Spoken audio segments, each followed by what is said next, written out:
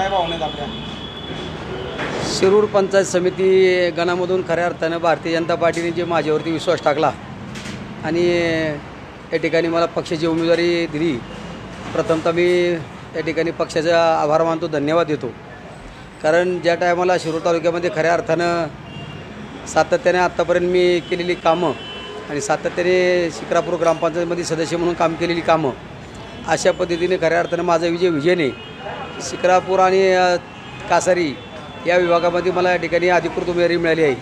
आणि ही मिळाली असताना खऱ्या अर्थानं माझ्यासमोर एकच पर्याय आहे की सामान्य जे वर्ग आहे, सामान्य वर्गाला त्याचा न्याय द्यायचं काम खऱ्या अर्थानं माझ्या माध्यमातून होणार आहे. आज जर पाहिलं तर सामान्य जनतेसमोर एकच प्रश्न आहे की एखादा उमेदवार निवडून आल्यानंतर खऱ्या अर्थानं त्यांच्यासमोर परत पुन्हा तो पाठ फिरून सुद्धा बघत नाही.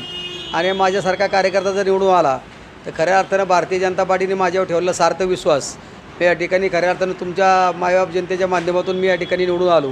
तर या सर्व मायबाप जनतेचं मी या ठिकाणी खऱ्या अर्थानं आपला विकास या ठिकाणी करण्याचा मी सातत्याने ध्यास करणार आहे.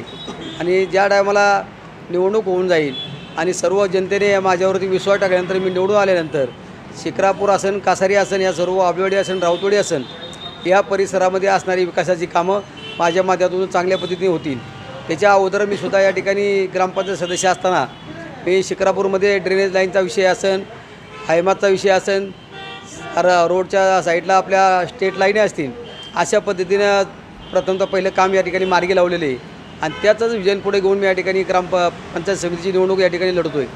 सर्वांनी माझ्यावरती टाकलेला विश्वास, मी या विश्वासाला पात्र आहे असं सर्व मायबाप जनतेने या ठिकाणी मला मानलेले आहे.